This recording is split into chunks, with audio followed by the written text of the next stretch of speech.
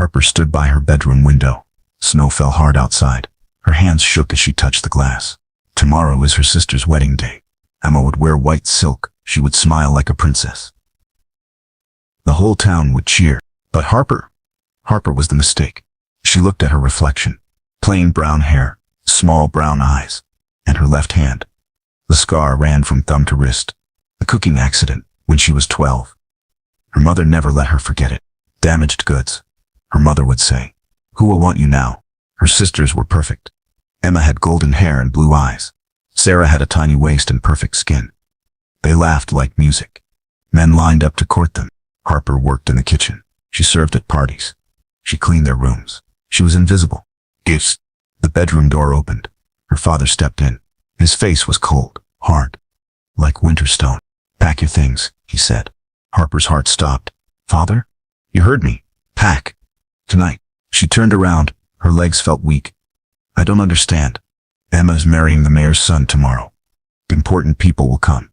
They cannot see you here." The words hit like ice water. Where will I go?" Her father's eyes showed nothing. No love. No care. "That is not my problem anymore. Father, please. I have nowhere. You are a shame to this family. You always were. Emma needs a perfect wedding. You will ruin it just by being here." Harper felt tears start.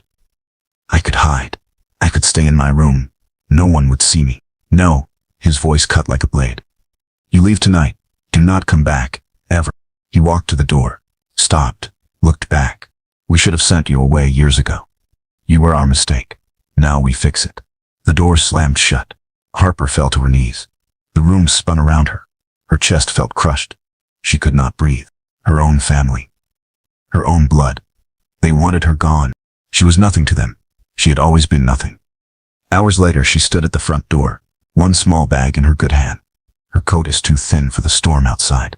Her mother watched from the stairs. No goodbye. No tears. Just a cold stare. "Remember," her mother said, "you chose this. You could have been different. Better.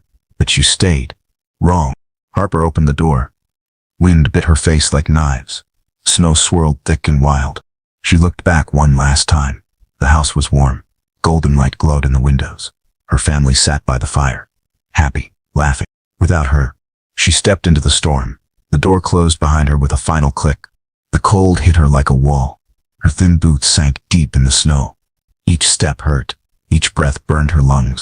She walked down the road, away from everything she knew, into the darkness. Where could she go? Who would take her? A scarred girl with nothing. The wind howled around her. It sounded like voices, mocking voices. Worthless. Broken. Wrong.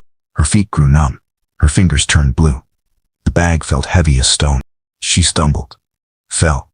Snow filled her mouth. She crawled forward on her knees. Fell again. Street. "Why keep trying?" she whispered to the empty night. Why live? No one loved her. No one wanted her. Even her own family threw her away. She lay in the snow, so cold now, so tired. Her eyes closed. Maybe this was better. Maybe death was kinder than life. She whispered goodbye to the dark sky above. But then, a sound. Hooves on frozen ground. Getting closer. Through the storm, a rider appeared. Tall, dark cloak, strong horse. The man looked down at her. She could not see his face in the shadows. He jumped down, knelt beside her. His hands were gentle as he lifted her up. "You are safe now." His voice was deep. "Calm. I have you." Harper tried to speak, but darkness took her. She fainted in his strong arm. The last thing she heard was his voice again. Soft, determined. "She will not die tonight. Not while I breathe." The man who saved Harper was Logan. Once he had been Duke of Westfield. Rich, powerful, respected. Now he was nothing. An exile, a ghost. 3 years ago, his world fell apart. His younger brother James betrayed him, lied to the court, said Logan stole money from the crown. It was not true. But who would believe a duke over written proof? James had forged papers, bought witnesses, planned everything. The real truth. James wanted Logan's title, his land, his power. The night Logan discovered the lies, he confronted James. They fought. Swords were drawn. Logan's best friend, Thomas, tried to stop them. He stepped between the brothers. James's sword found Thomas's heart. Logan held his dying friend in his arms. Thomas whispered, "Forgive him, Logan. Hatred will kill you too. But the court saw only this. Logan fighting his brother, the dead man on the floor. Blood on Logan's sword. They stripped away his title, his lands, his name. They cast him out into exile. You are dead to us, the king declared. Never return. Logan rode away that night. His heart is broken. His life was destroyed. He could have fought back, proved his innocence. But Thomas was gone, and hatred was eating Logan's soul. So he disappeared, vanished like morning mist. For 3 years, Logan lived in the wild northern lands, far from courts and cities, away from people who knew his name. He bought a small house with his last gold, simple place. Stone walls, warm fire, enough. The local people whispered about him. Strange man, keeps to himself, might be dangerous. But Logan was not dangerous. He was broken. He helped travelers lost in storms, fed hungry children, healed sick animals. He asked for nothing, expected nothing. He lived like a ghost, half alive, waiting for nothing. But tonight, seeing Harper in the snow, something changed. He saw her face, young, scared, abandoned, just like him. She knows this pain, he thought, as he carried her home. She knows what it means to be thrown away. His horse moved fast through the storm. Harper was light in his arms, but her breathing was weak. Stay with me, he whispered. Do not give up now. Why did he care? Why risk helping a stranger? Maybe because saving her meant saving something in himself. Maybe because good people should not die alone in the cold. Maybe because Thomas would have wanted him to help. Logan kicked open his door. Warmth hit them like a wave. He laid Harper on his bed, built up the fire, brought hot water and a clean cloth. Her lips were blue. Her skin was white as snow, but she was alive. He sat beside her, watched her breathe. You will live, he said to her sleeping form. I promise you that. For the first time in 3 years, Logan felt purpose again. Someone needed him. Someone he could actually save. He would not fail this time. He would not let another good person die. Harper woke to the smell of bread, baking. Warm. So warm, thick quilts covered her. A fire crackled nearby. Where was she? She blinked. Tried to sit up. Her body ached like she had been trampled by horses. Easy. A voice. Male. Gentle. You are safe now. Harper turned her head. A man sat in a chair beside the bed. Dark hair. Kind eyes. Strong jaw. Fear shot through her. She pulled the quilts up to her chin. Who are you? Where am I? My name is Logan. This is my home. You were dying in the snow last night. I brought you here. Harper's mind raced. A stranger's house. A strange man. This could be a trap. I should go, she whispered. In this storm, you would die before you reached the road. She listened. Wind still howled outside. Snow still beat the window. I have no money, she said quickly. I cannot pay you. Logan smiled. Small. Sad. I asked for nothing. This confused her. Men always wanted something. Payment, service, favors. But his eyes were different. No hunger, no demand, just kindness. Dad, are you hungry? Logan asked. Harper's stomach answered with a loud growl. She had not eaten since yesterday morning. Logan chuckled. I will take that as a yes. He stood up, tall, strong. But he moved gently, like he was afraid to scare her. Rest. I will bring food. He left the room. Harper heard him moving around the kitchen, humming softly. She looked around. Simple room, clean, a few books on a shelf, clothes hanging on pegs. No fancy things, no gold or silk, just home. When was the last time she felt safe? Really safe? Never, not even in her family's house. To see, Logan returned with a tray, warm bread, hot soup, sweet tea. Eat slowly, he said. Your stomach needs time. Harper took a careful sip of soup. It was good. Really good. Did you make this? I did. You cook? Logan sat back down. I do many things now. Cook, clean, mend. You learn when you live alone. Why do you live alone? His face changed. Shadows crossed his eyes. That is a long story. Harper ate in silence. The food warmed her from inside, made her feel human again. What is your name? Logan asked. Harper. Harper. That is a nice name. No one had ever said that before. Her family always made it sound like a curse. Why did you help me? Harper asked. Logan was quiet for a long moment. Because, he said finally, I know what it feels like to be thrown away. Said out. Something in his voice made Harper look up. Really look. His clothes were simple but well made. His hands were clean but scarred. His voice was educated but sad. You are not what you seem, she said. None of us are. Harper finished her soup, set down the spoon. My family cast me out, she said quietly. Said I was their mistake, their shame. Then they were fools. The words were firm. Sure. Like he meant them. Harper felt tears start. You do not even know me. I know enough. You survived a night that should have killed you. You are stronger than you think. Harper wiped her eyes. I do not feel strong. Strength is not a feeling. It is a choice. You chose to keep walking. You chose to live. Logan stood up. Rest now. Tomorrow we will see what comes next. He took the tray, headed for the door. Logan? He turned back. Thank you. He nodded. Sleep well, Harper. The door closed softly. Harper lay back in the warm bed. For the first time in years she felt something strange. Hope. 3 days passed. The storm finally ended. The sun came out. Snow sparkled like diamonds. Harper felt stronger. Her color came back.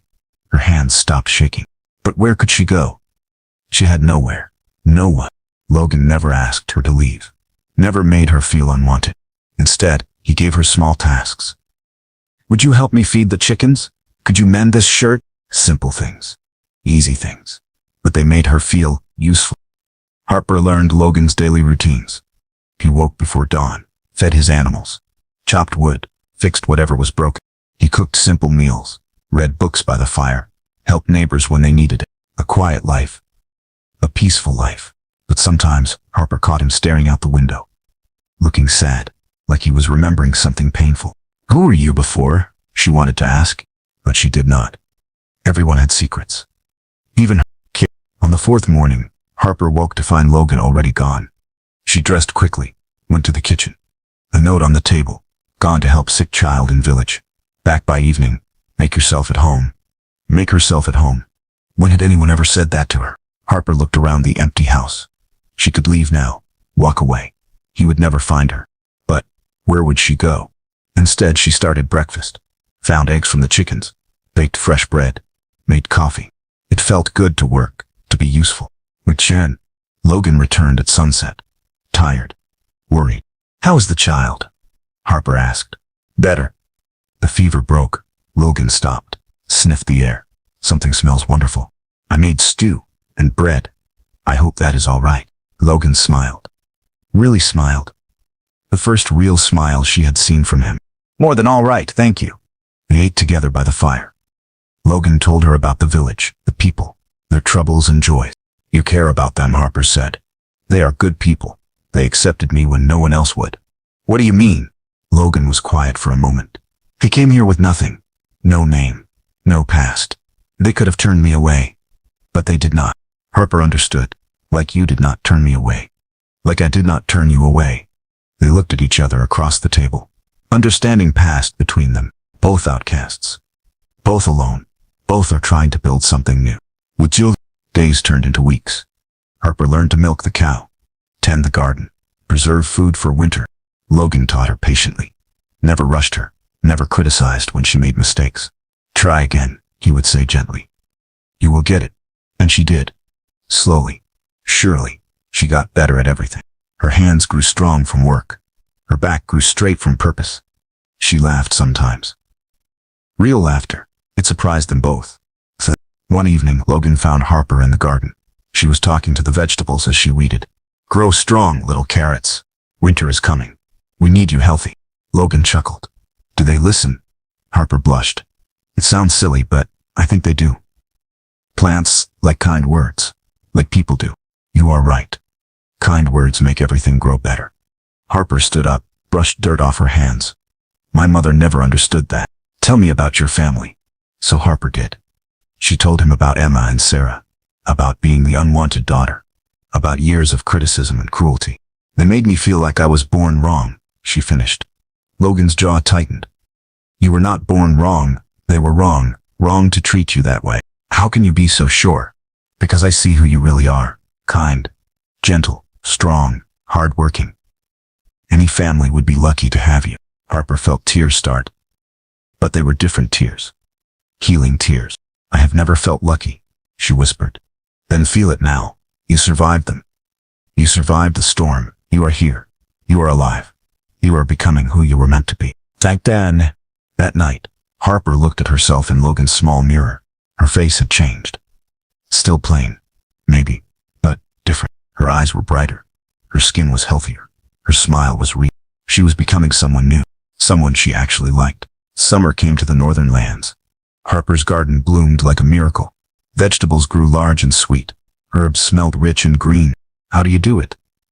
Logan asked, amazed. I listened to them, Harper said simply. Plants tell you what they need. You just have to pay attention. Word spread to the village. People came to see Harper's garden, to ask for advice. My tomatoes are dying, said Mary, the baker's wife. Harper knelt by the sad plants, touched the soil, smelled the leaves. Too much water, she said. And they need more sun. Move them here. Water them only when the soil feels dry. A week later, Mary's tomatoes were thriving. More people came. Harper helped them all. She taught old John how to save his apple trees. Showed young Anne how to grow healing herbs. Helped the minister's wife start her first vegetable patch. You have a gift, Logan told her one evening. It is not magic, Harper said. Just caring, paying attention. That is magic enough. Harper felt pride swell in her chest. Real pride. In herself.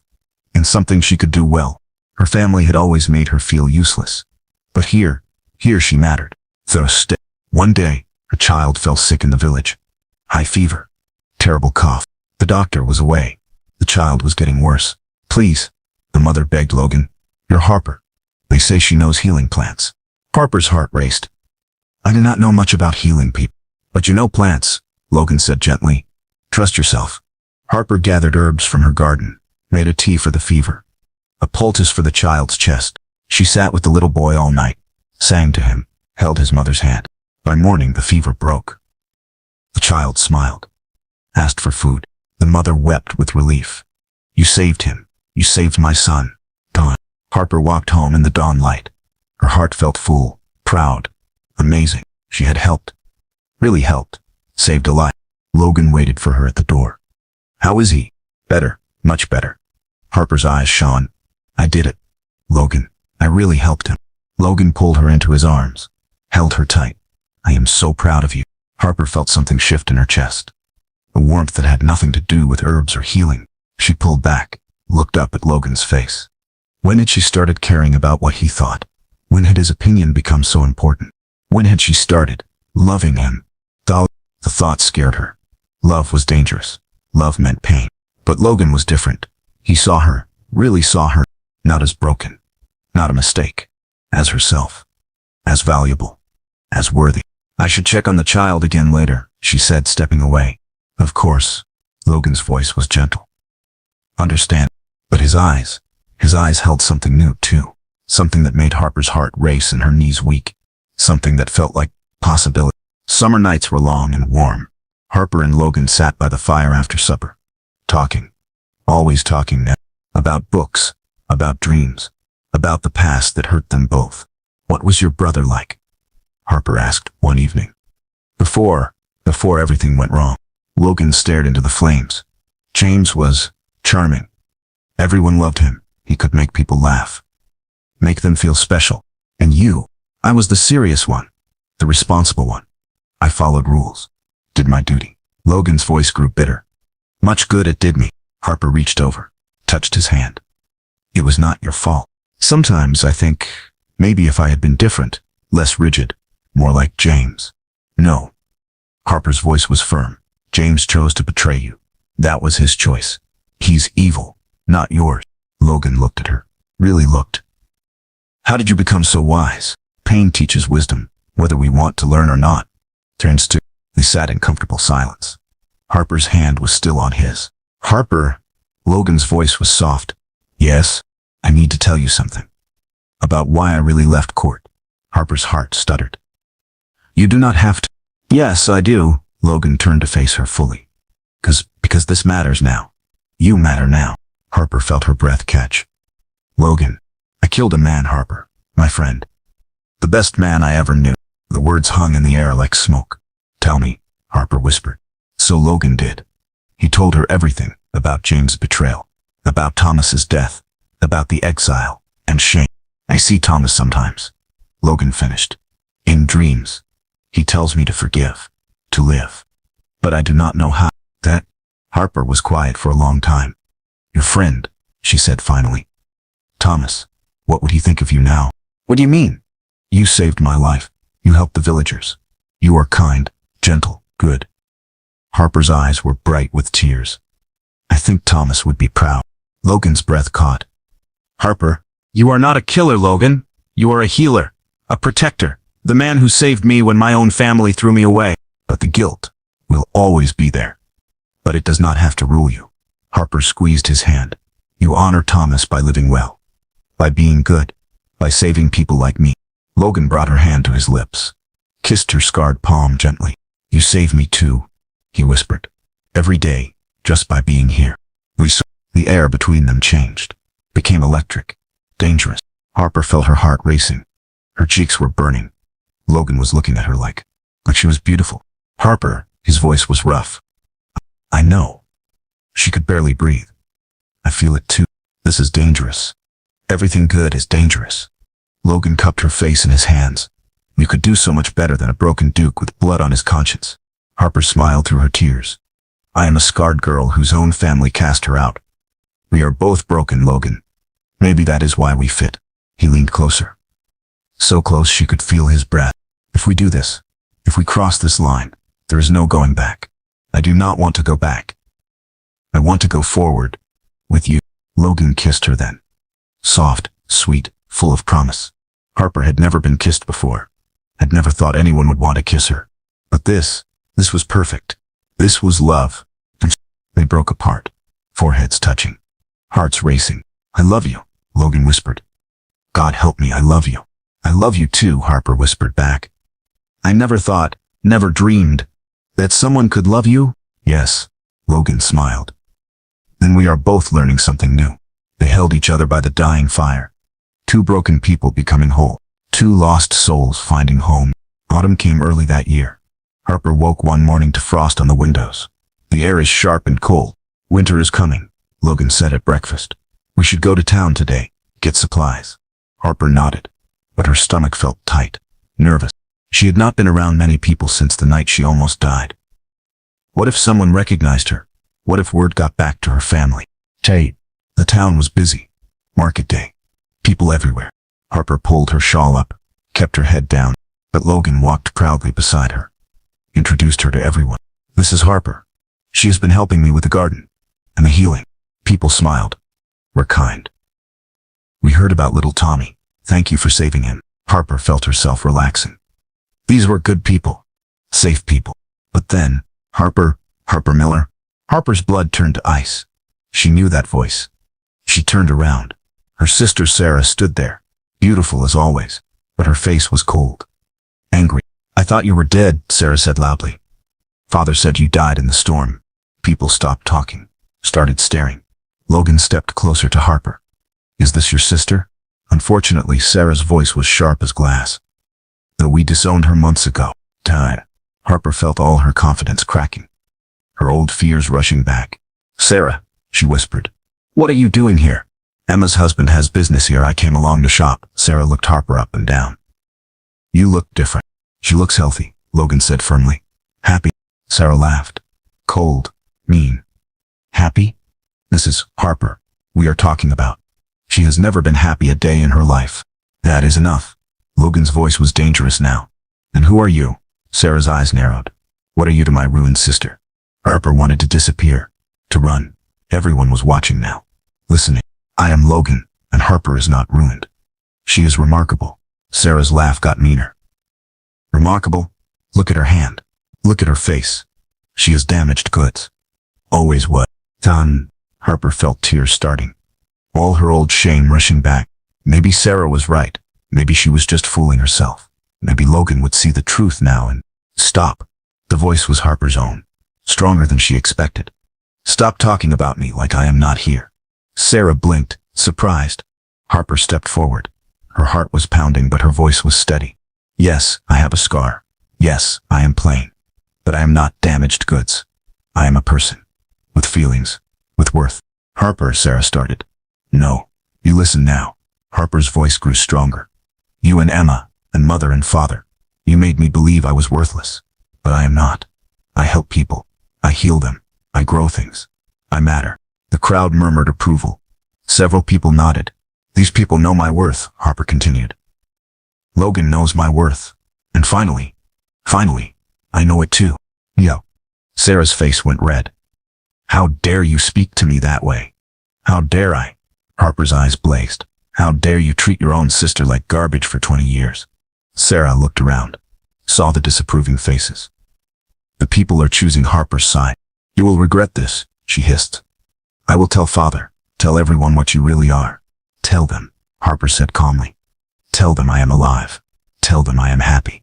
Tell them I found people who actually care about me. Sarah turned and stalked away, but not before throwing one last poisoned look. This is not over, she snarled. Richard. The crowd slowly dispersed. People patted Harper's shoulder, told her she did well, but Harper was shaking now. The adrenaline is wearing off. Come, Logan said gently. Let us go home. They rode back in silence. Harper's mind was spinning. She will cause trouble, Harper said finally. Let her try. You do not understand. My family, they have money. Influence. They could hurt you. Logan pulled his horse to a stop. Harper, look at me. She did. I have lost everything before. Title, land, name. But I survived.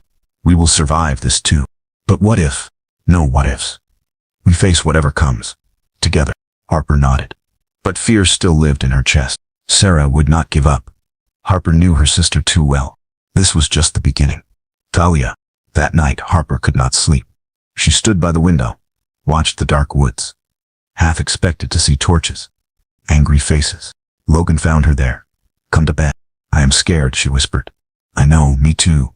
Really? Logan pulled her close. I almost lost you once to the cold. I will not lose you to them. Promise? Promise. But even as he held her, Harper wondered. Could love really win against hatred? Against family poison? Could two broken people really build something strong enough to last? She hoped so. She had to hope so. Because losing Logan now would kill her. And she had finally learned how to live. 2 weeks later, they came. Harper was in the garden when she heard the horses. Multiple horses. Coming fast. Her heart sank. She knew who it was before she looked. Her father. Her mother. Sarah. And Emma with her new husband. They looked like an army. Cold. Determined. Angry. Logan came out of the house. Stood beside Harper. Stay calm, he whispered.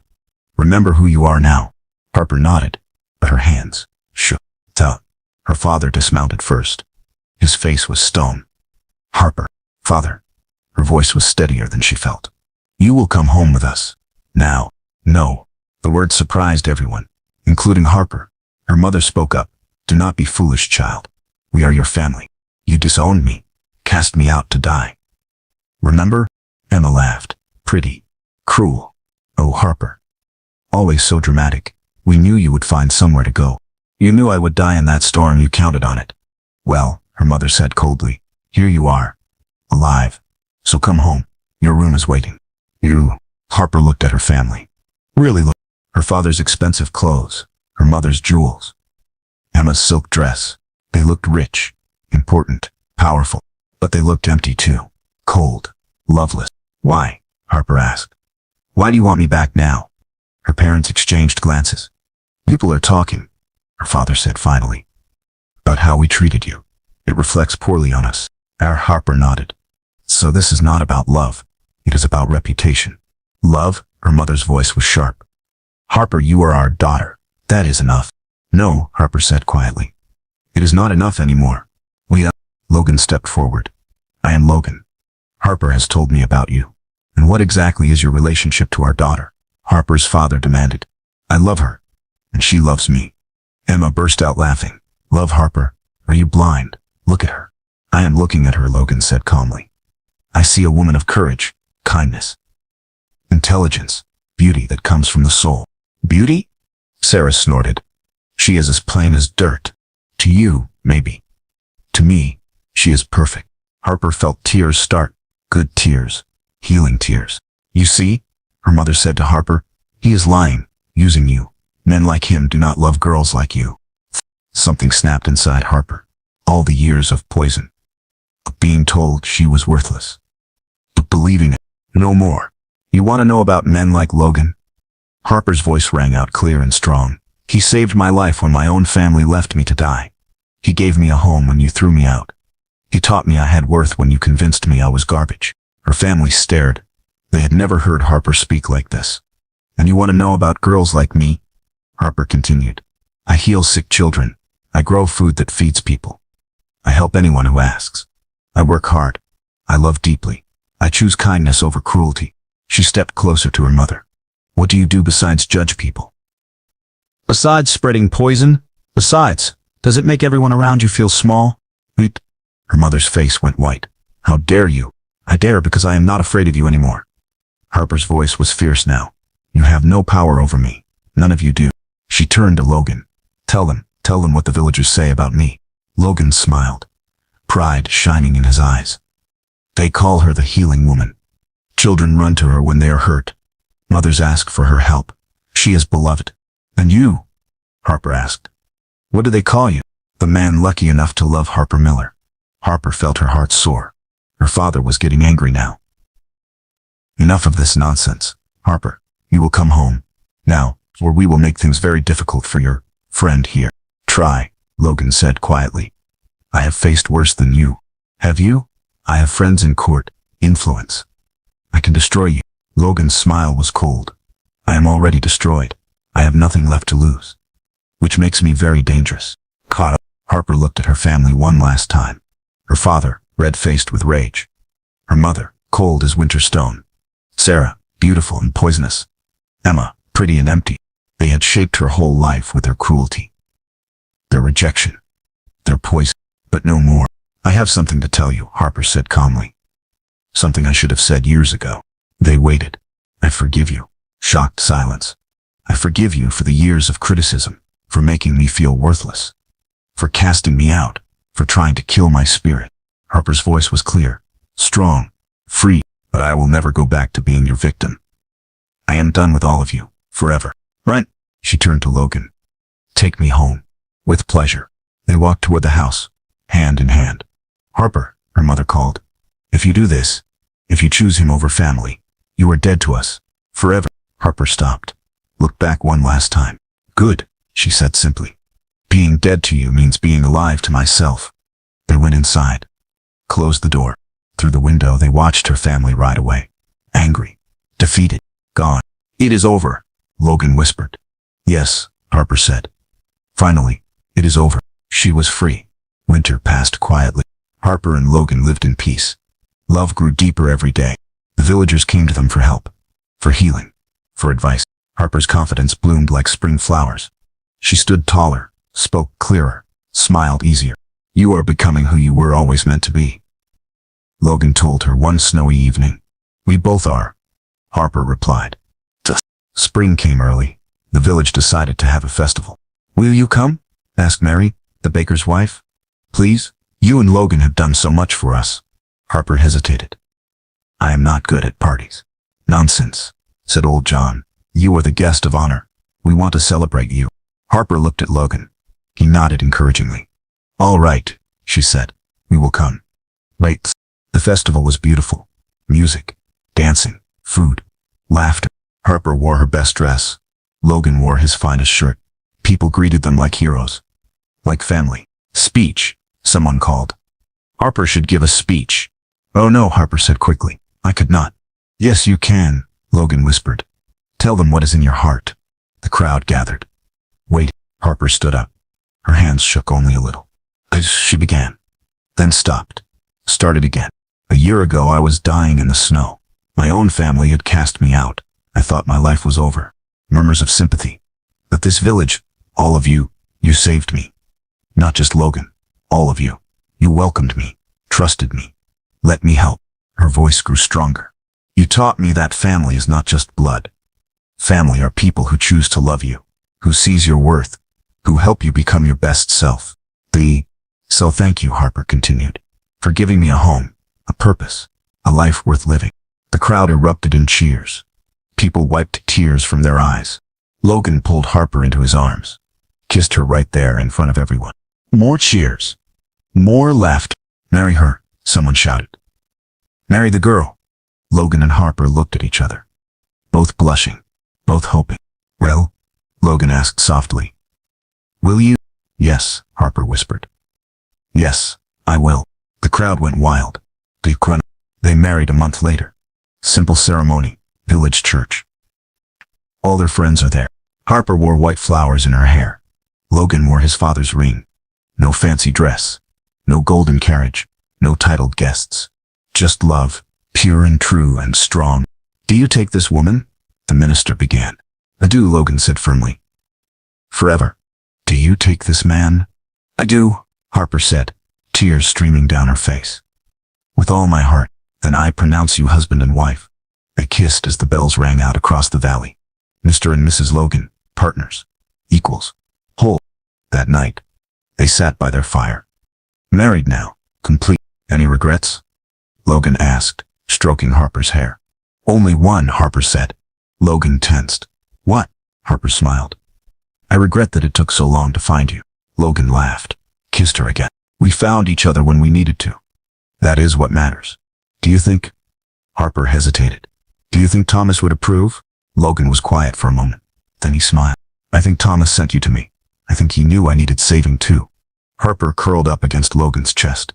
Safe, loved, home. Outside, snow began to fall. But inside, all was warm. All was well. All was perfect. 5 years later, Harper stood in her garden, the largest garden for miles around. Rows of vegetables. Herbs for healing. Flowers. For beauty. Children played between the plants. Village children who came to learn, to help, to be loved. Aunt Harper, they called her. Look what we found. Harper smiled, knelt down to see their treasures. A perfect tomato. A butterfly cocoon. A smooth stone.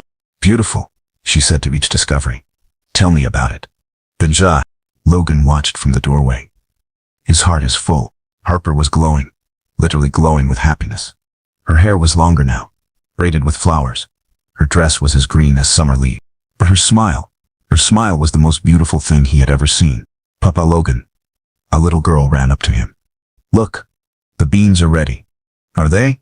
Logan scooped up the child. We should pick them for supper then. The little girl was not their blood child. Neither were the boys chasing chickens, or the baby sleeping in the house. They were village children. Orphans. Lost ones. Harper and Logan took them all in, gave them love. Family, hope, to live. How many now? Logan had asked last month. 7, Harper had replied. Is that too many? Never too many. Love multiplies. It does not divide. And it was true. The more children they loved, the more love they had. Their house was full, noisy, chaotic, perfect. That evening, after the children were in bed, Harper and Logan walked through the village. People waved from their windows, called out greetings. Evening, Logan. Evening, Harper.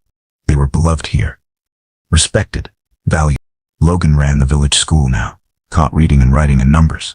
Harper was the official healer. People came from other villages to see her. They had built a good life, a meaningful life, together. Remember our first walk through town? Logan asked. When was Sarah so cruel? When you stood up to her? When you found your voice? Harper smiled. I was so scared that day. You were magnificent. They passed the church where they were married, the school where Logan taught, the clinic where Harper healed, all theirs, all built with love and work and hope. Do you ever wonder, Harper began, about your family? If they are well? Harper nodded. Sometimes. But then I remember, they are not my family anymore. You are. The children are. The village is. Logan squeezed her hand. I love you, Harper. Logan. I love you too, Logan. Logan. They both laughed. It was an old joke between them. They reached their house. Warm light glowed in the windows. Through the glass, they could see their children, reading, playing, being safe and loved. Look what we built, Harper whispered. Look what we saved, Logan replied. They had saved each other, and then they had saved others. Broken people healing broken people. Lost souls helping lost souls find home. Ready to go in? Logan asked. Always. With you I am always ready. They walked inside, into warmth, into laughter, into love, into the life they had chosen. The family they had built, the happiness they had earned. That night, as every night, Logan and Harper sat by their fire. The children are asleep upstairs. The village was quiet around them. Just the two of them. Still in love. Still grateful. Thank you, Harper whispered. For what this time? For seeing me, for saving me, for loving me. Logan kissed her forehead. Thank you for letting me. Outside, snow fell gently. The first snow of another winter. But inside, all was warm. All was bright. All was perfect. And in her dreams that night, Harper heard a voice. A kind voice. A grateful voice. Well done, it whispered. Well done, children. Live well, love well, be happy. And they were, forever and always. They were.